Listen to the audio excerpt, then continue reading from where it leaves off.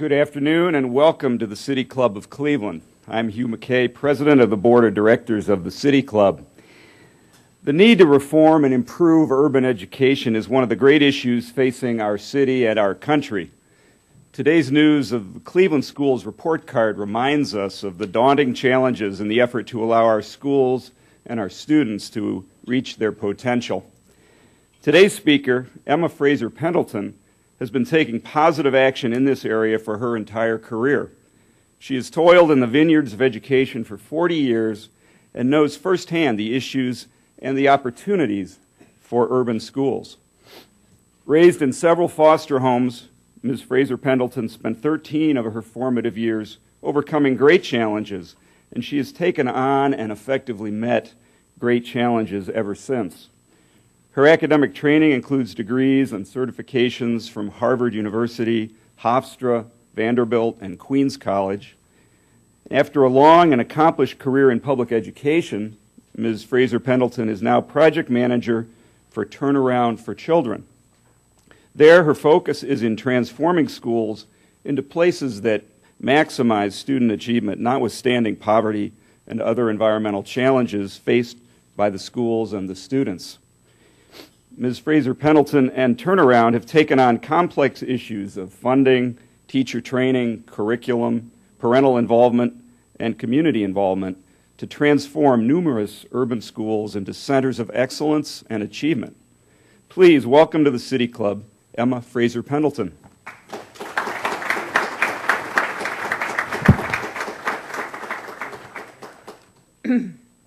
It's an honor to be here this afternoon, ladies and gentlemen. But I just want to set something straight. When he said I had a 40-year career, it was in utero. That's how I began. So for those of you that are trying to guess my age, it's 41. Today we are going to discuss a topic that is critical to the success of America, not just to the success of schooling, but to the success of America. The education of our youth is one of the most important responsibilities and accountability that we hold as a nation, and we hold those truths closely. When we talk about urban education, I know what you might be thinking. We are talking about those poor, disenfranchised, marginalized African American and Latino, and a small population of white students. And yes, we are. But they are no longer the minority. They are the majority. They will be the future of America. Just think about that. If we don't educate them, what is the future of America? These are no longer children that are going to stay on plantations or be sharecroppers. They're going to be in our everyday cities. They are going to be the new America. Not the old America, but the new America. We are a country of diversity. And unless we begin to tackle this issue, we will fail as a nation. And what made us great will now topple us. So when I talk about this issue, I don't want you to think about it as it's them and not me. I've got my education. No, you don't. Your education continues until the day they close that coffin, because you have a responsibility to bring up behind you the youth of this nation, regardless of their color. I want to set the groundwork straight. I don't even want to piddle-diddle around it. The issue of urban education begins in the issue of racism. There are two levels of racism that I will discuss. There is racism that is deliberate. I don't like you because you're white. I don't like you because you're Jewish. I don't care for you because you're black. And I really don't want you around me because you're something else. That's deliberate prejudice and racism. And then there's another kind of racism. It's institutionalized racism that has allowed this country for years to marginalize whole sections of people on assumptions and stereotyping that we assume is correct because somebody told us that lived next door to us. And most of us live next door to somebody that looks like us. So we keep it in the family. We call it classism. You know how people are. I want to move where people look like me. No, what you're really saying is I want to move with people that have the same values and culture of me. So as I begin to talk to you, I want to distinguish this. There are two systems of education in America, not one. There is urban education for the poor and those that live in urban metropolitan cities, and there is the suburban education. Now, some of you have had the experience of both, as I have. I grew up in the city, grew up in Brooklyn, spent a good part of our lives, George and I, in Queens. So we had the urban city environment, and then we had the Queens environment. There was only one difference that we did not know. Wherever there is a preponderance of one race, African American or Latino, you have an urban type education even if you're living in suburbia. Because what comes with that type of concentration of people comes poorer and inferior schools. And this is what we're all subject to, whether we believe it or not. You can drive through the suburbs of Cleveland, but if you see a concentration of African American or Latino, you're going to see a difference in the class of schooling no matter what. That is what my 40 years in education has taught me. I want to talk to you about how did we get that way. We got that way as America began to melt, become a melting pot, and people began to move into the larger cities. Whites moved out and moved to suburbia and left the cities to the minorities, which were truly a minority then. What happened as a result of that is that the assumption that these immigrants or former slave, generations of slave children, could not learn, the assumption and the expectation was immediately lowered. The quality of the education for those that taught this class of people was immediately different, because the better teachers, the more qualified teachers, moved out to the suburbs to be with those children that looked like them and who they were not afraid of. Let's talk about fear. One of the stereotypes in America is that minorities are violent. And you know that's true? But they're not violent because they choose to be violent. They are violent because they are put in environments that do not nurture any type of civility that can make them go into the mainstream of society. And then you have the newspapers and the media that tell you this is the way all black or Latinos are. And the reason I'm focusing on those two groups is because those are the two groups that are in crisis in America in urban education. When we look at the stereotyping, even us as African Americans believe it because we've been told it as children. George and I have had a distinct experience because of the way we look. If you look at George and I, you might say we passed. We didn't pass because we were always in those urban schools, but people thought we were different because we were light-skinned. There was an assumption that if you're lighter, you're better. And so we got treated different from our little dark-skinned brother that was with us in that foster home. There were 3 of us, 11 children. 3 of us, 6 belonged to my father. My mother did not have that sterling history. She had multiple marriages, and she had some children outside of marriage. But she had 6 by my father, and when she got ill, we were taken away, and we were put into foster homes. George, myself, and our younger brother Joseph were in one, and my 3 older brothers were in the other. George and I are the only 2 that look like this. You know that creamy color? George and I look like this. This was in the 1950s. So we were treated differently in school. You know, we never had a problem. We went to the same school as Joseph, our brown brother. He was always in trouble. He was always being talked to by a social worker. He was always seen as violent. I talked in class all the time. I'm still talking. Nobody separated me out. Nobody said I had any problems. They just said, Emma talks too much, and gave me a U on my report card. But they stigmatized Joseph. And the research will show you that when a black child acts up in class, that child will receive a more severe punishment than a white child, if a white child is in that class, or a light-skinned child. So that's institutionalized racism. That's what began to happen in America. And then there's poverty. Wherever there's poor people, there is a disparity between services. There is government spending. There is a big difference between what is spent in urban school districts and what is spent in suburban school districts. It's about a tax base.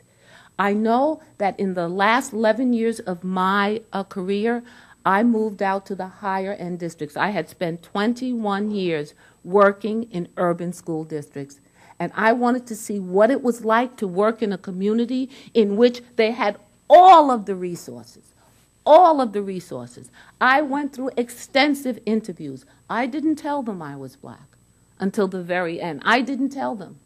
I dressed as white as I could, and I'm letting you know that white people do dress different from us. And I dressed as white as I could. I remember my girlfriend said, Emma, make sure that you wear all natural fabrics and linen. They like that. No polyester. And I'm going for a big-time job as the director of curriculum in a big Shishi district. I'll say I was going for a school position in Pepper Pike. You can relate to that. So I went, and I looked as white as I possibly could. They couldn't figure out my married name is Pendleton. My maiden name is Fraser. I had an incredible resume. I went to Harvard. We know black people don't really go to Harvard. So I just went in there and did what I had to do. It wasn't until the end of the interview when they kept looking at my resume because they couldn't figure it out. They said, I could see it on their face, they were really puzzled. How do you wind up at Harvard on a fellowship and you started in community college? That's not a normal route, and you started community college when you were almost 100. We don't know how that works out. So I'm sitting there because I know the elephant in the room, but I'm not saying a word. So they try to ask me every question. Well, you know, you have a very unusual career. I said, yes. And you've done some really unusual things. I said, oh, absolutely. And you live in Laurelton? Well, I knew that there was still a big Jewish contingency in Laurelton. I said, yes, many synagogues. That really confused them. So at the end of this hour interview, they were just dying. They were just dying. So they said, well, we have a question to ask you, Mrs. Pendleton. I said, yes, what is it? How can you hope? What skills can you bring to the district in order to educate our children? Let me interpret that for you in English. How can you, who have always worked with minority students, hope to come to this high-end district and educate white children? And I knew what the question was. So I answered the question, and I said, because all parents have the same hopes and dreams. I have the education and the background. And what's good for one set of children is good for another set of children. And you may have more gifted programs, but we have just as many gifted children in the city. We just don't have the resources. And I want to come to a district that has the resources. They shook their head, oh yeah, there might be a possibility here.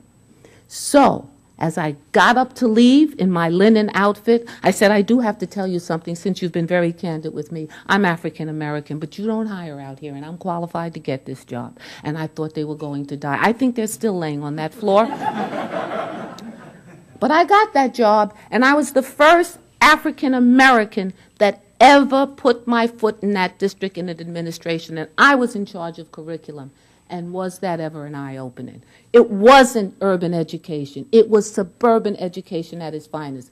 But at that point, the district then was spending, because we're talking about expenditures, $12.5 thousand per child to be educated, while in New York City they were spending $6. So you do the math. Education is about bucks. It's about money. If you want to educate your children, you have to put in money. But it's also about expectations. I want to go back to that. It's about what do you think the children in front of you can do. I'll put it this way. When you come to the City Club for a Friday afternoon luncheon, you are looking for somebody who knows what they're talking about. You don't expect anybody to be your peer that's stumbling and bumbling. You come here and you put on your good suit or whatever it is you have that's good, and you expect to hear something, and you expect to be inspired, and you expect to say, oh, yes, that was absolutely delicious. The tea was wonderful, and I love the biscuits. But as my brother George said in the interview that we had before, I'm the meal. It's not what's on the table. So you're looking for a real full meal. So urban education has to do with expenditures, but it also has to do with this. It's the shame of this nation, as Jonathan Colsell said in his book, that we have chosen to turn our back on generations and generations of children because of color. And that's what it's about. That's what it's about. It's about color.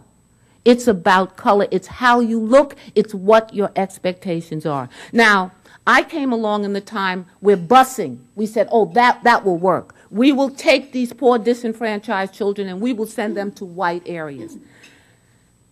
You know what that's like? That's like having your bathroom at Dillard's and you live on Chagrin. It's not going to work because every time you have to do something major with your system, you've got to leave your house and go to the bathroom at Dillard's. Not going to work. It failed miserably. Do you know why? Because it isn't culturally sound. People want to be with those that understand them.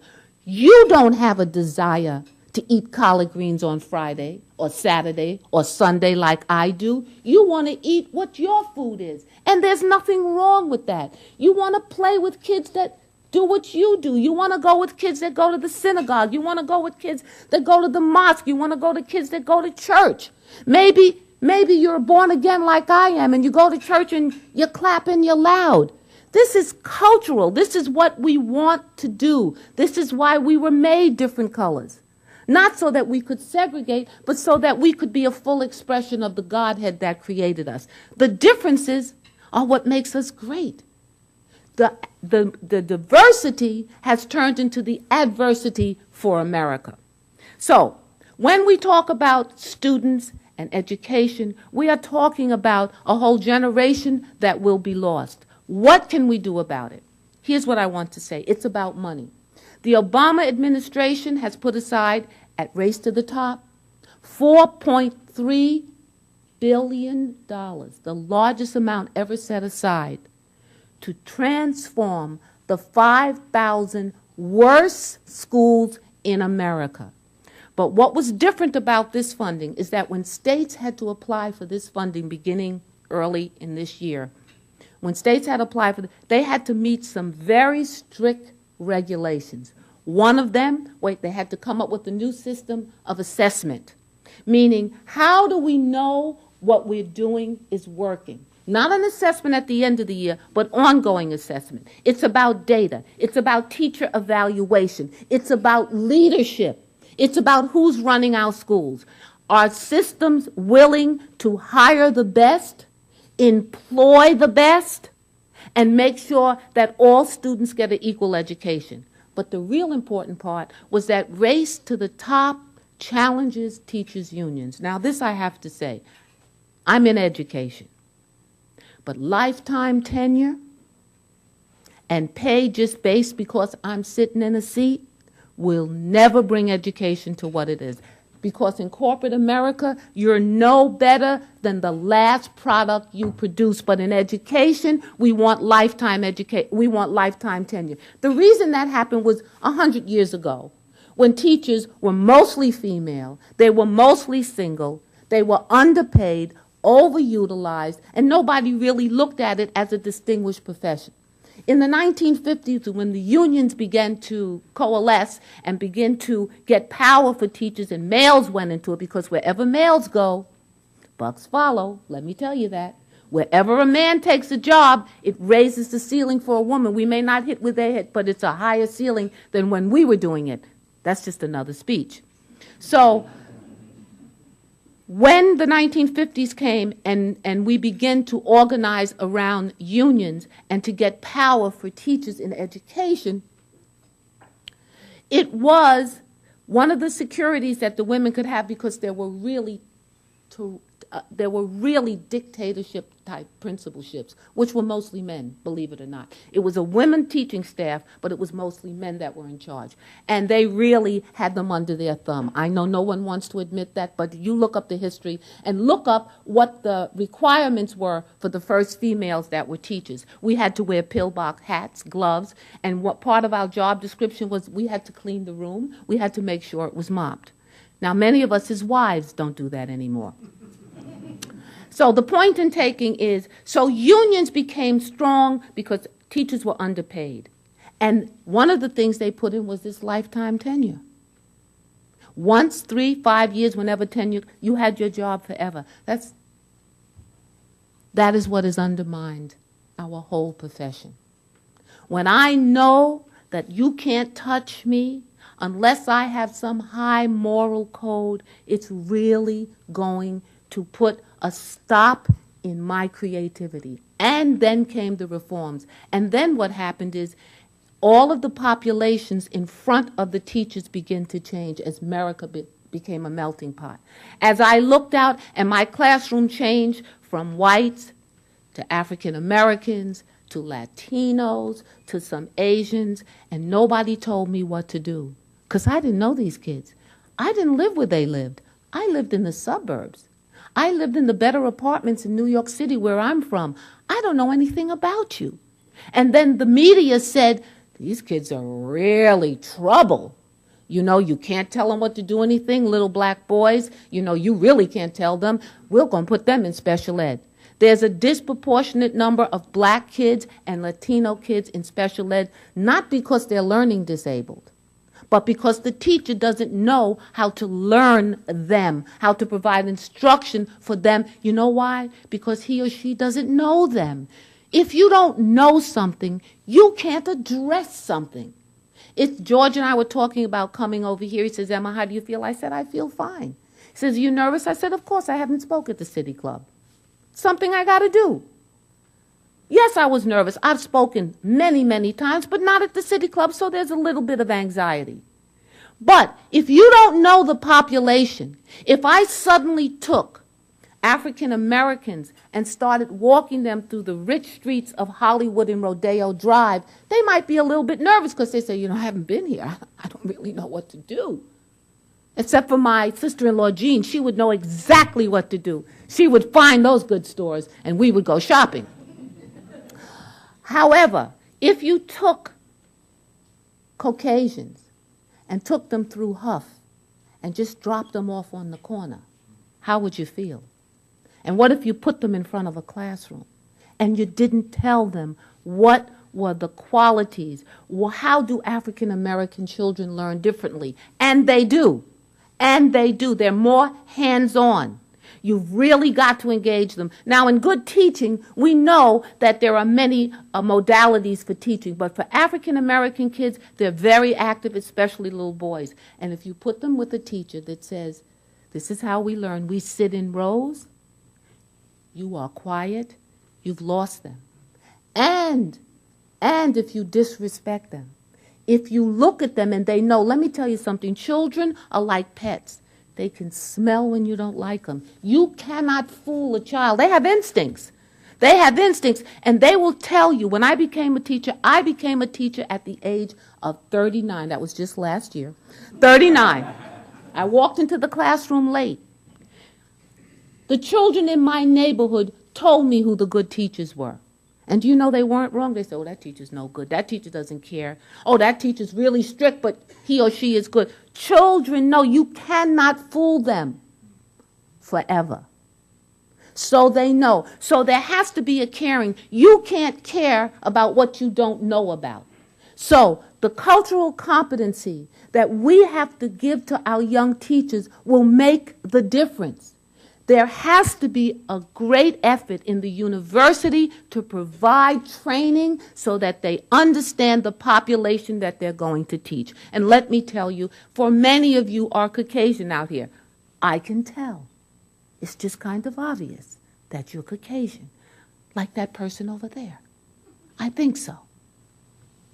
Let me say this. When you want to educate, you first have to go from the gut. What do I need to know? Because here's the fact. Can white teachers teach black kids? Well, you know how dumb that question is? That's a question that's being raised. Because we say, well, then let's get all black teachers. Let's get all Spanish teachers. That is not the answer. 83% of the teaching population in America, And there are 6.1 million teachers in America and 23 million students in education. 83% of them are Caucasian. White young people are still going into education. That they choose as a major job, and it's not just a fallback, because I'm in the toughest schools. I work in the Bronx. They come there with a good heart. They want to make a difference. They have come through the system. They said, I don't want corporate America. I want to teach kids. But they got no preparation. They have the academics, but they don't have the social emotional grit.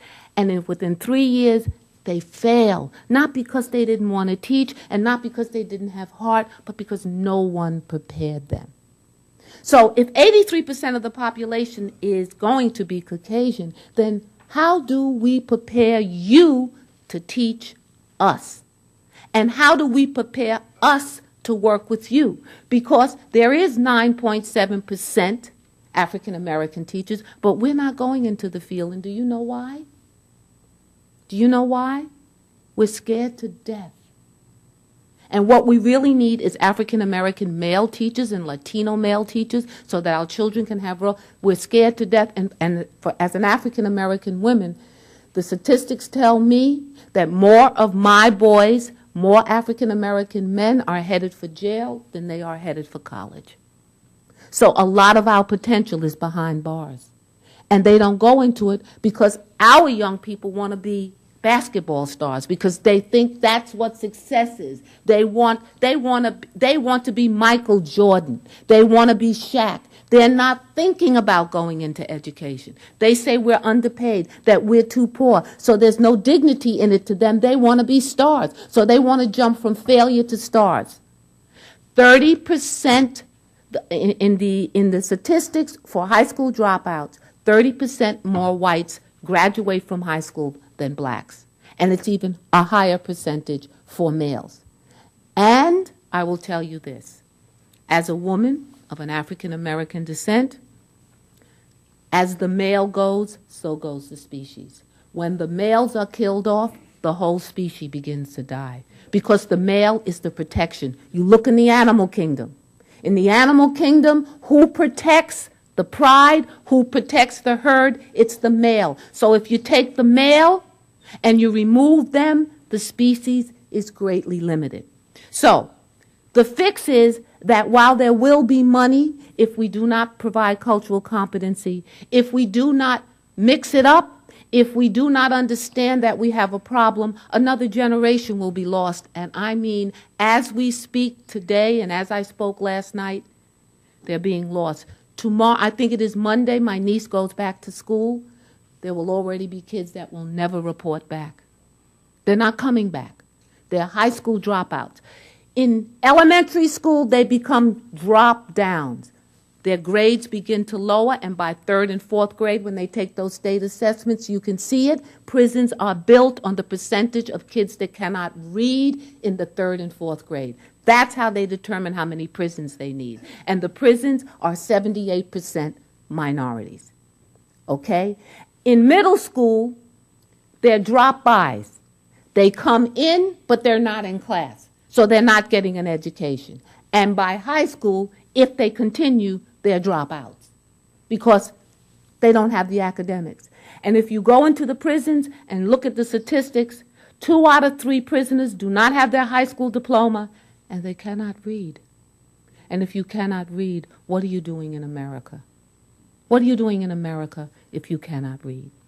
So while the funding is there, while the money is there, and the will may be there, unless we change the way we train teachers coming into the schools, we are not going to make it. And you can do a role in that. You can have a voice in looking at teacher education. If any of you are involved, if you are principals, if you are teachers, ask yourself, when is the last time I spoke to someone that looked different from me? When did I have a conversation about the children? When did we dare approach the subject of racism? When I was at Harvard, I was hired to work in one of the upscale private schools because They were trying to attract, they were giving scholarships away. It cost $8,000 at that time for pre-K. They were giving scholarships away to African Americans if they would come and go to that school, and they would put them on. They said, Mrs. Pendleton, we cannot attract any African Americans. Why? We're giving it away. And as I begin to work with them, first when I walked through the school, and I said, there's nothing here that looks like us. None of your pictures. What do you do when you invite parents in? How do you talk to them? What do you offer them? They say, well, we tell them we can give their kids a scholarship and we can take them out of poverty and we can get them away from all of those things that are going to keep them down. And I said, did you ever tell them that you're happy to have them and that they're going to bring a richness to your school? And those were the things we worked in. So until there's a respect between the races about what we each have to offer, education will never be fixed. It's about bucks, but it's also about courage. It's about working together as a nation and making respect for education built on the diversity. This is America now, folks. It's not going back. It's not going back. It's not the good old days, which we say, when I went to school, it was this way. It's not. This is the America that we have. This is the generation of students that we have to educate. There is a crisis. We don't have to be a part of it. If you have a voice, if you're on the PTA, if you're an educator, if you work in a college, if you're a professor, make sure when they talk about teacher training that you ask, what is in here to develop a social aspect, a cultural awareness for the staff that we are sending out into the schools. America, we have a responsibility. It is immoral. We don't have a choice. It is immoral to allow tens and thousands of children to fail. It is our responsibility. It is a constitutional right. Brown versus the Board of Education said it best. Separate is not equal. Separate, it is 50 years after the Brown versus Board of Education decision, and we are in worse shape in educating America's youth than ever before.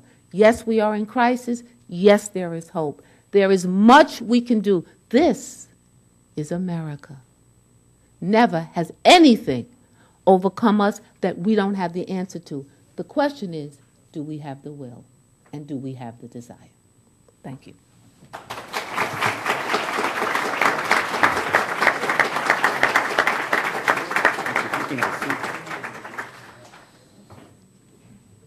Today at the City Club of Cleveland, we're listening to a Friday forum featuring Emma Fraser Pendleton, Project Manager for Turnaround for Children. We will return to our speaker in a minute for the traditional City Club questions and answers. We encourage you to formulate questions now, and please remember to keep your questions brief.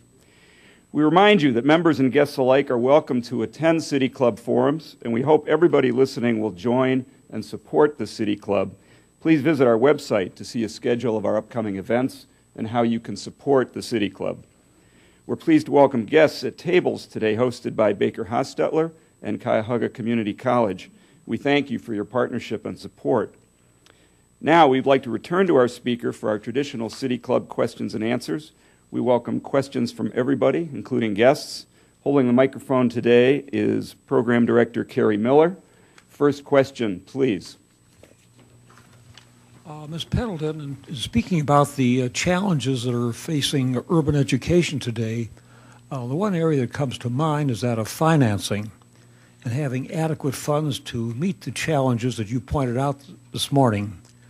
Recently in Ohio, our legislature and our governor, both of which are completely Republican-dominated, decided to significantly cut the amount of money which goes to urban schools and to increase the amount of money which goes to the urban schools that are part of the charter school system. My question is, to what extent do you feel that charter schools play an important part in addressing the problems you pointed out, and to what extent do you think that putting more money into charter schools and less money into public schools is helpful or harmful to meeting those challenges? Part of the race to the top funding coming out of Washington was that districts, states, had to be amenable to have charter schools. Charter schools are a must. They really are. They are a reality. Because until we can get a fix for this system, they offer parents an opportunity to give a better quality education to their student. So it's not an either or. They will exist from now on. So for us to fight them or to say they don't have a role in education is a waste of our energy. But here is what I will tell you. I'm on the board of a charter school, and we offer some really fine things, but we will never, never substitute for public education. There will never only be charters, just like there will never only be boutiques. There will be malls forever, and there will be the small businessman, and there will be the big businessman. Education is like that. Kids have different needs. Charters open, and they can answer some of those needs. However, the good news for Ohio is that they are one of the 14 states that received the grant funding from Race to the Top. Ohio was granted $400 million in order to improve their system. So, no, if we don't give money to charters, it isn't going to make public school any better, because that is the nature of where education is going. I think we need to embrace and work together. I know on the board where I am, we work with the schools in the community so that education is equal, so that when a child comes from a public school, if the child is going to be admitted to our charter school, then that child has the same level of curriculum education. At first, it was us against them, and then we begin to realize that's ridiculous. These are the same children. These are the same children. That's like having two kids and you leave one in another house. So this is the way it is. So the money will flow for both, and one won't rob the other because the system demanded it. I think all of the points you made were very important, very true. I was involved at the head of an education program in Cleveland here for almost 15 years. And Barbara Bird Bennett, who worked with me, said, Art, we have 77,000 students. I need 77,000 parents. You talked about teachers. You talked about the students. It seems to me that in that there's a triangle. Would you take a little minute to talk about where the parents fit into your thinking? I deliberately left parents out because I knew you would ask that question. Parents play an incredible role in a child's education. You know, because you've been one. We know that the way a parent participates in school, the way they send their child to school, has a lot to do with their child's success. But I've got news to tell you. Many of our urban parents are never going to be those ideal parents. They're just not going. They're not coming. And yet we still have to educate children because we have them. We are a constitutional right. Educators hold that time slot, and education is compulsory. So now I want to give you an example. If I was in a car accident and they took me to the local hospital, let's say that I had a brain concussion and they could tell because this eye was over there. Do you think that the doctor would lean over and say, where's her parents? Where does she come from? What's her IQ? Before they attended to me? So here's the answer. No, they're going to deal with me because it's a medical situation and because I'm in crisis and because that's the moral thing to do. The moral thing to do is if we have the parents, good. If we don't, then still we have to provide an education. We cannot say because the parent didn't come that the child is hungry, or even now we've gone back to in utero situations. Well, that's a crack baby. I know I can't teach him. No, we don't have that option as educators. So I understand your question. Try to have parent engagement. Of course we go for that. We do all kinds of programs. But I'll tell you what, We feed them and give them breakfast. We give them lunch. We have after-school programs. We have Saturday programs. We have summer programs. We have remedial programs. We're not trying to find out if the parent is in alignment with the school. We are in alignment with the needs of the child. And that's what's going to change America. Until we can get parents, and they may never come in the mass that we want them to. It's still our job. You made your position on teacher tenure very clear. The manner in which teachers are evaluated today is pretty skimpy. It may amount to 1 or 2 20-minute observations during the course of a year. You pointed out historically that the reason for tenure was dictatorial principals who basically abused their employees. There's still plenty of those around. So my question is, what system of teacher evaluation would you like to see instituted so that we both keep and motivate the good teachers? The government has figured that out, so I don't have to give you an answer but what the government said in Race to the Top funding. Here is one of the specifics before a state could even get the funding. That teacher evaluation would be tied to student performance. If your kids ain't making it, you ain't getting it. That's the deal. That's what the unions are fighting. I understand the fight because it goes back to the gentleman's question in the back. What if the parents don't come? What if you give me 20 kids and the parents, and in my class, and those kids, the parents never show up and they don't come with homework, and so you give me a failing population and then say that I'm accountable for their student success? Oh, yes. Because that's what we have. That's the reality. So, the more effective way for teacher evaluation is to be tied to student performance. And student performance is tied to the quality of assessments that will accurately monitor what's going on in classrooms on an ongoing basis at certain points so that if it's not working, we can do it over. That's the only way you're going to change that. One of the questions, you just talked about parent involvement and said that it's not about getting the parents involved because we need to be providing education anyway, but isn't there a more holistic approach that we could be taking to education that is including parents and making sure that the parents have what they need to provide a good home and a good environment for students, as well as just being a community where we can be providing a good environment for students to succeed? Let me put that another way. Absolutely, any effective school system has a program for parent engagement. Absolutely, you never don't have that. My position is that if you don't have the cadre of parents that you need, you still move forward with a very effective educational plan. Who would say that you set up a school and you don't engage parents?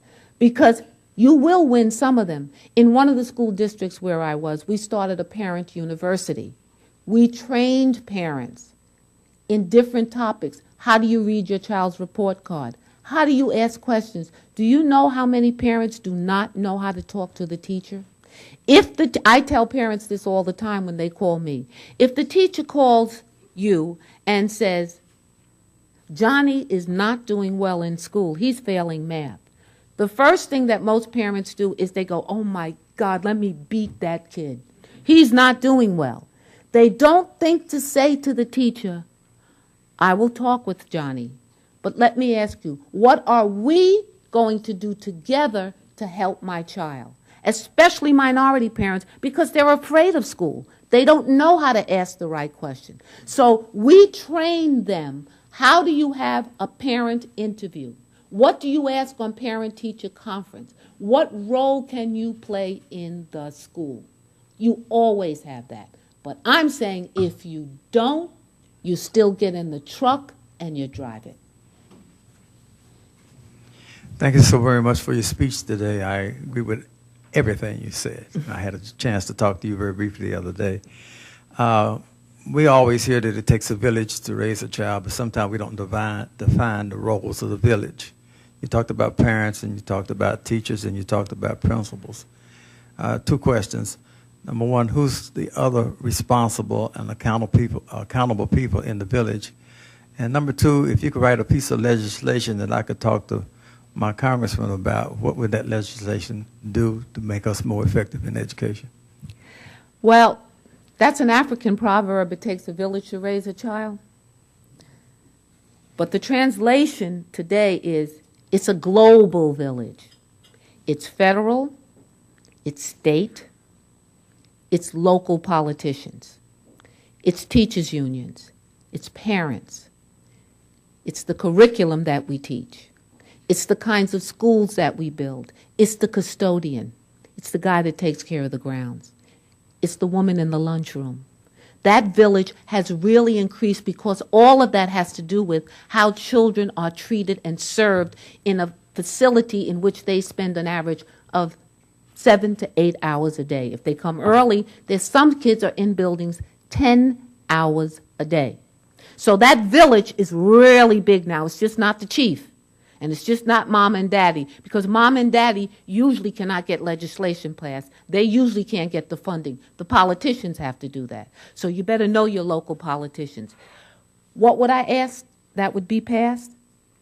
That there would be a continuation of funding coming out of the federal government to equalize state funding so that urban school districts in particular, will have the financial resources to educate the students that are before them.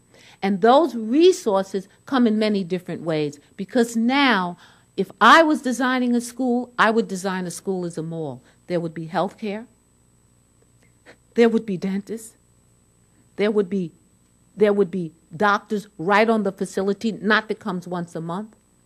There would be after-school programs that children could enroll in. There would be daycare. We have schools in New York City where mothers that have children can drop their child off in the morning and continue their education. So I would ask for continued funding so that they can equalize it, so that the difference of the money that is spent in suburbia, we never have that lack in urban education, where the funding, there's such a disparity that we can't give the kids a full range. So I ask for continued funding and stop the budget cuts. Ms. Pendleton, thank you so much for sharing your knowledge and your ideas. You speak a great deal about funding. At least in Cleveland, by my recollection, since about between 30 and 40 years ago when busing started and then after it ended, the city of Cleveland schools have been able to spend more per pupil, and considerably more per pupil than many of the suburban school districts. Perhaps not every one, but most of them. And in some cases, fairly substantial. So there's something beyond just spending money that we're not accomplishing. And I think part of your last answer may have addressed some of that. But how do we achieve a different result? Because we're still not doing the job just by spending more money. Is it longer school hours? Is it more days of school? Is there, what ideas do we most look for to try to change the result that we're getting beyond just money? Because we've provided more money in urban districts here. Funding is at the basis, because you can't have longer school hours if you don't have people that you can pay to stay there. So we're still on the agrarian calendar. We close during the summer, but the charter schools don't do that. The kids go to school for more than that 180 to 188 school days. They have a longer school day. There is much more teacher training. Teachers are more accountable. Unions are allowed in charter schools if the teachers want it, but the majority of those teachers are not unionized. They are paid a higher rate. And let me say this to you. What we value, we pay for. That's a given. If we want quality education, then we have to attract teachers from quality schools, and we have to give them a living so that they can live. I happen to have a summer home out on the Hamptons. One of the problems they're experiencing in the Hamptons is that they cannot attract the type of teacher they want because they can't live there. They cannot live in the community in which they want to teach. So you have the teachers trying to rent basement apartments in some of these big houses so that they can come and teach in the community. If the pay was higher, you could attract the teacher. So no, it isn't money, but it's about changing the time of the school day. It's about teacher education. It's about teacher pay. I hate to keep going back. That has to all be funded. And it's also about assumptions and expectations. It's what I go back to as cultural competency. If you pay me and you don't teach me about the kids that are in front of me, then I'm still going to have a high level of failure. But if you don't pay me and you do teach me about the kids in front of me, then you may not be able to attract me because I can't live there. I just can't live there. We have teachers on the poverty range. Now, how ridiculous is that? No other country treats teachers like we do. They teach America, and they're on the lowest paid. So I would ask for higher teacher pay as well. Thank you. You said that it's human nature for people to want to be around people that look and sound like them. I was very, very disappointed and angered when I had to move from an urban environment when I had my own children to a suburban environment that I could barely afford. But I had to because of my value for education and wanting my children to be educated. How do I and her and her and her and those people sitting at that table, how can we be around people that look and sound like us, like everyone else wants to do, and not be in a minority space? So that the comment that my son said the other day, Mommy, I really like my school. I just wish there were more people and more teachers that look like me. How can we develop a space like that for our children? If I had that answer, I'll be running with Obama. That's a large American issue. Now we really see it plays itself out in education because the better systems are out where the Caucasian and whites live. That's just the way it is. Because as soon as we see what you're going to have to be careful of, I don't know where you move, but I know what happened in New York. As soon as a black family moved in 5 years later, you looked up, you didn't have to worry because there would be plenty of black people with you because all the white people would run. So the point is, because they felt that we would bring a community down, and it became like a self-fulfilling prophecy. They expected it, they ran, and we did it because we were redlined. So it's a vicious cycle. How we do it? Well, I don't think you're going to change your community, and I really would like to tell you that you are, because if it changed, you might move again. Because if there became a preponderance of us, then your system would change if it's based on the way we do education in America. If your system suddenly became 51.2% black, in January, by the following year, you would have more than enough people that you want to look like you, and your system would begin to change, and it's just unfortunate. So you just have to talk to your children, tell them what you're doing there.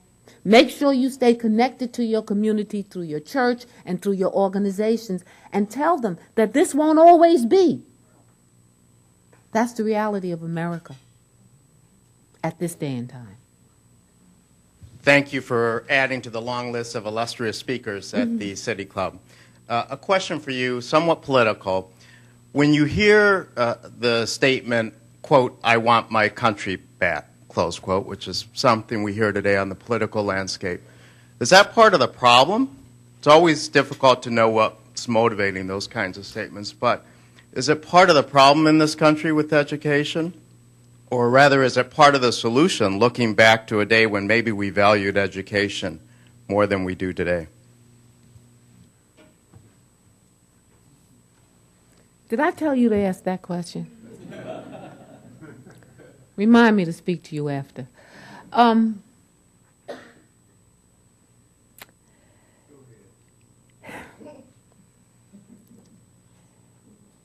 It's America.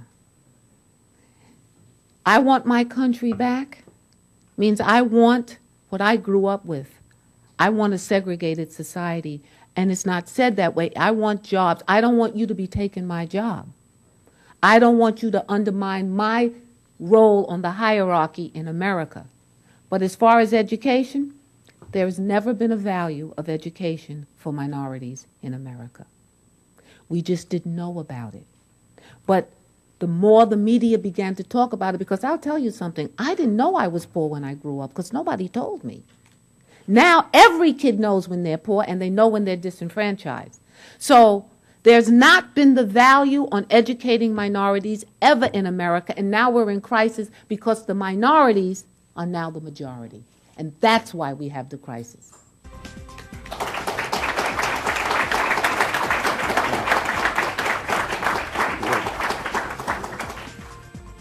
Today at the City Club of Cleveland, we've been listening to Emma Fraser Pendleton of Turnaround for Children. Thank you, ladies and gentlemen. This forum is now adjourned. For information on upcoming speakers or for podcasts of the City Club, go to cityclub.org.